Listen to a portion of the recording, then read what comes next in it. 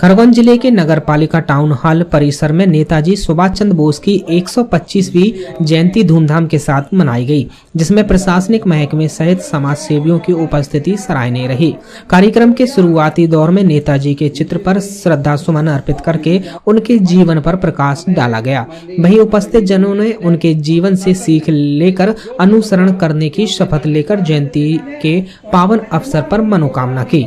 इस अवसर पर upper collector ML SDM Satyendra Singh, जिला शिक्षा अधिकारी के डोंगरे सहित अन्य अधिकारी और नागरिक मौजूद थे।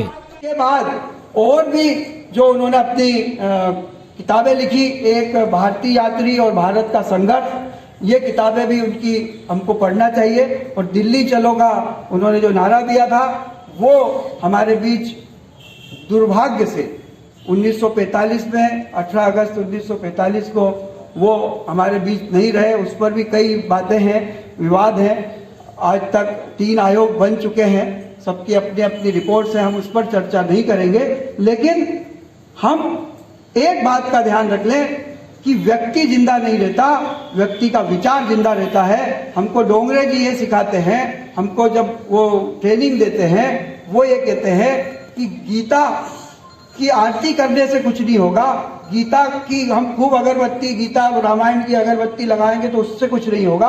गीता के अगर 4 शब्द हम अपने जीवन में उतार लें तो हमारे जीवन में परिवर्तन हो सकता है। इस नेताजी सुभाष चंद्र जी बोस ने हमारे जीवन में स्वामी विवेकानंद, जिसने 39 साल की उम्र में पूरे विश्व में तहलका मचाया था, उसका साहित्य पढ़ा और उनके साहित्य को पढ़ करके वो नेताजी सुभाष चंद्र बोस बने।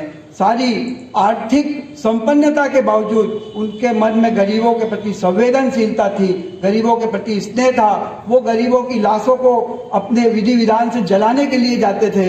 ऐसे कई काम उनके हैं, ऐसे कई चीजें उन्होंने की है। अन्न की भीख भी उन्होंने लोगों से मांगी है गरीबों के लिए, कई दान किए। उनकी संपत्ति कई करोड़ों में थी उस जमाने में, उसको भी उन्होंने दान किया था। ऐसे कई उदाहरण हमारे सबके सामने हैं। खरगोन से UD न्यूज के लिए सलाम अंसारी की रिपोर्ट।